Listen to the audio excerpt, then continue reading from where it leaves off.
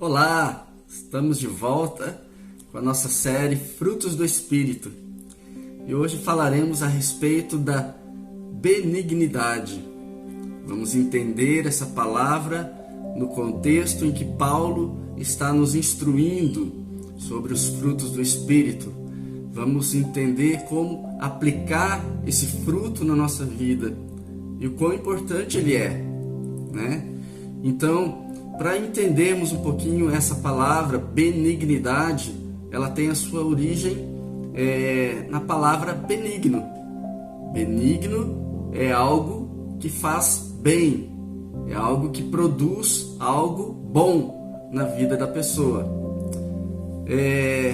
Vamos voltar para as nossas aulinhas de português? Lembra quando você aprendeu a diferenciar as palavras mal com U, mal com L? Mal com U, para entendermos quando usarmos, nós pegávamos o seu oposto. Mal com U, o seu oposto é bom. Então, onde você pode aplicar bom, você pode aplicar mal com U. E mal com L, onde você pode aplicar bem, no lugar da palavra mal, você pode usar mal com L. Então, benignidade, ele vem dessa palavra mal com L. Ele é o oposto, ele é contrário a essa situação, mal com L.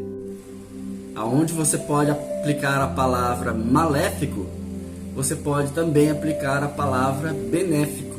Entendeu? Então, feita essa distinção, nós vamos então entrar na palavra. Para falar a respeito da benignidade, eu tenho um texto que é um texto clássico para nós cristãos, para aprendermos a respeito de sermos pessoas benéficas, pessoas que fazem bem ao próximo, que está em Lucas no capítulo 10, e é a respeito do bom samaritano. Vamos ler? Lucas capítulo 10, versículo 25 em diante, diz assim: E eis que certo homem, intérprete da lei, se levantou com o intuito de pôr Jesus à prova e disse-lhe: Mestre, que farei para herdar a vida eterna? Então Jesus lhe perguntou: Que está escrito na lei? Como a interpretas? Amarás o Senhor teu Deus de todo o teu coração, de toda a tua alma, de todas as tuas forças e de todo o teu entendimento. Amarás o teu próximo como a ti mesmo. Então Jesus lhe disse: Respondeste corretamente, faze isso e viverás. Ele, porém, querendo justificar-se, perguntou a Jesus: Quem é o meu próximo? Jesus prosseguiu dizendo: Certo homem descia de Jerusalém para Jericó e veio a cair em mãos de salteadores, os quais, depois de tudo lhe roubarem e lhe causarem muitos ferimentos, retiraram-se, deixando-o semi-morto. Casualmente descia um sacerdote por aquele mesmo caminho e, vendo, passou de largo. Semelhantemente, um levita descia por aquele lugar e, vendo, também passou de largo. Certo samaritano que seguia o seu caminho passou-lhe perto e, vendo, compadeceu-se dele e, chegando-se, pensou-lhe os ferimentos, aplicou-lhe óleo e vinho e, colocando-o sobre o seu próprio animal, levou-o para uma hospedaria e tratou dele. No dia seguinte, tirou 2 denários e os entregou ao hospedeiro, dizendo: Cuida deste homem, e se alguma coisa gastardes a mais, eu te indenizarei quando voltar. Qual destes 3 te parece ter sido o próximo do homem que caiu nas mãos dos salteadores? Respondeu-lhe o intérprete da lei, o que usou de misericórdia para com ele. Então lhe disse: Vai e procede tu de igual modo. Aqui nós temos uma situação onde uma pessoa precisava ser socorrida. Uma pessoa precisava de auxílio, precisava de alguém que o ajudasse. E nós vemos que duas pessoas passaram de largo, ou seja, eles viram o homem, eles tinham condições de ajudá-lo, eles estavam até mesmo próximos dele, mas eles preferiram ignorar a situação. Eles preferiram achar que aquilo não era com eles, ou que não era para eles. Eles não quiseram se comprometer com aquela situação, com o estado daquele homem. Eles não quiseram correr riscos. Eles não quiseram sair da sua rota, do seu caminho. Eles não quiseram gastar o seu tempo, nem o seu dinheiro. Eles simplesmente ignoraram aquela situação e seguiram o seu caminho, tanto o sacerdote quanto o levita. Mas Jesus então fala de um samaritano. O samaritano era um povo inimigo do povo de Israel. Era um povo que não se dava, ele não tinha, colocando de forma prática, ele não tinha obrigação nenhuma de socorrer aquele homem. Ele não tinha nenhum compromisso com ele.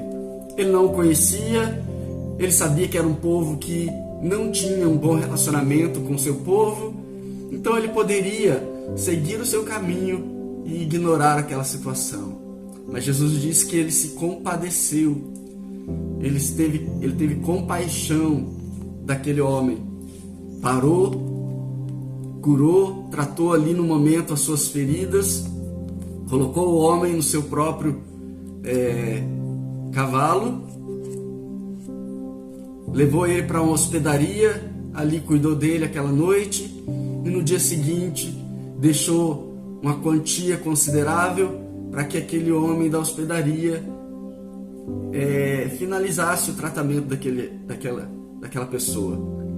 E ainda se comprometeu a pagar o que fosse gasto a mais.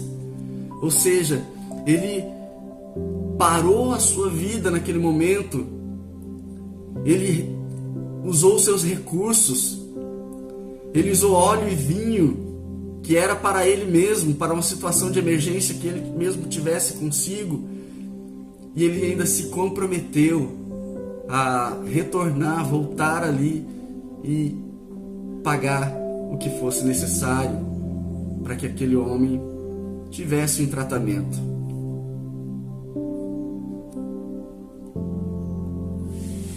Veja que aqui nós temos um exemplo clássico do que é a benignidade. E vale notar que aquele homem não tinha o Espírito Santo. O Espírito Santo ainda não havia descido sobre a igreja, primeiro ao povo de Israel, muito menos aos samaritanos. O que moveu o coração daquele homem? O que moveu para que ele tivesse essa atitude? Foi uma disposição de fazer o bem sem olhar a quem. Nós vemos isso em muitas pessoas. Muitas pessoas não têm o Espírito Santo, mas têm uma disposição de fazer o bem, têm uma disposição de ajudar, têm uma disposição de ser essa mão, esse socorro na hora da angústia para pessoas que estão em apuros. Agora, o que dizer daqueles que têm o Espírito Santo? O que dizer daqueles que dizem ser de Deus, daqueles que julgam ser cristãos? Esses devem ver a necessidade e ser os primeiros a ir ao encontro dela. Devem ver os perdidos, os caídos na beira do caminho. Devem ver as pessoas que estão em necessidade, em apuros, e ser os primeiros a estender a mão. E não ser como aquele sacerdote, como aquele levita, que vira o rosto, que acha que não é com eles, que eles não têm obrigação, que eles não têm que fazer nada Pelo contrário, deve ver a necessidade de ir ao encontro dela. Tiago, ele vai dizer no capítulo 4, no versículo 17: portanto, aquele que sabe que deve fazer o bem e não o faz, nisto está pecando. Você sabe que tem que fazer o bem, você sabe fazer o bem, você tem condições de fazer o bem, você tem o Espírito Santo que te impulsiona, que quer gerar esse fruto em você, mas você não faz o bem. E nisto, Tiago está dizendo que você está pecando, porque é a nossa prerrogativa como filhos de Deus, como servos de Deus, como cheios do Espírito Santo, como aqueles que têm o fruto do Espírito sendo gerado, fazer o bem. Não podemos fechar os olhos, não podemos fechar os ouvidos, não podemos nos calar, não podemos encolher a nossa mão. Devemos ir na direção da necessidade, do aflito, do perdido, do ferido, e fazer o bem. Fazer o bem faz parte da vida cristã, meu querido.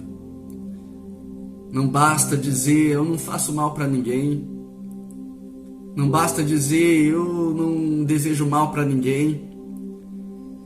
Se você sabe que tem que fazer o bem, se você sabe fazer o bem e não faz, você está pecando. Então chega de dizer, eu não faço mal para ninguém, eu não desejo mal para ninguém. Comece a fazer o bem. Comece a exercer aquilo que Deus colocou dentro de você.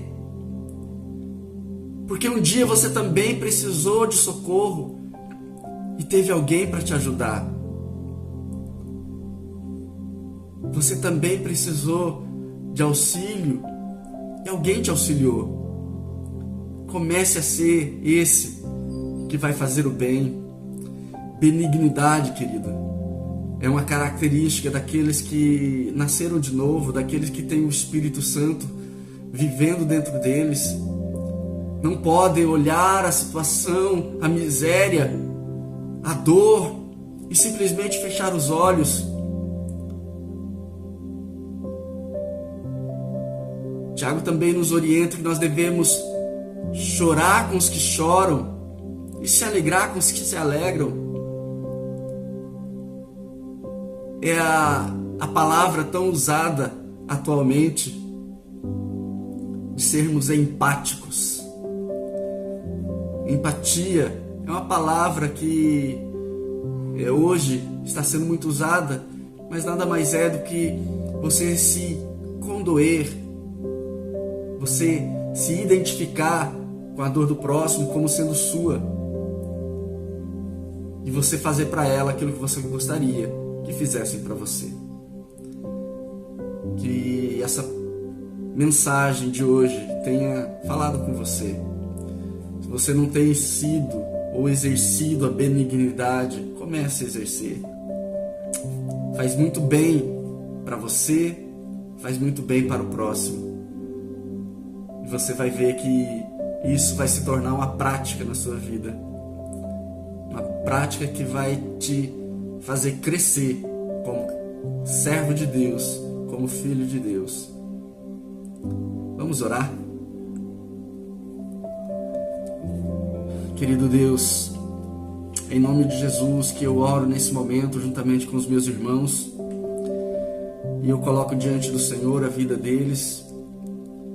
Pai, aqueles que de repente não sabiam ou estavam alheios a essa realidade, aqueles que muitas vezes deixaram de fazer o bem porque acharam que não era com eles, mas que hoje entenderam, Senhor, que não podem agir dessa forma, não podem negligenciar o dom do Espírito que está dentro deles. Que o Senhor os ajude, Pai, que o Senhor faça com que eles entendam que se eles viram a necessidade, eles são a resposta. Se eles viram o caído, eles são aquele que vai levantar. Se eles viram o aflito, eles são aqueles que vão consolar. Se eles viram o faminto, eles são aqueles que vão alimentar. Se eles viram o nu, o enfermo, eles são aqueles que vão socorrer. Pai, nos ajuda a vivermos, Senhor, verdadeiramente o fruto do Espírito em nós. E que isso tudo, Senhor, nos capacite a sermos filhos abençoados que honram ao Senhor. Eu oro e te agradeço no nome de Jesus. Querido, Deus te abençoe, que esse dia seja um dia cheio da presença de Deus, e quando você encontrar a necessidade, vá de encontro a ela. Deus te capacita a que você possa ser bênção na vida uns dos outros. Fique com Deus, amanhã estaremos de volta com mais um vídeo da série Frutos do Espírito.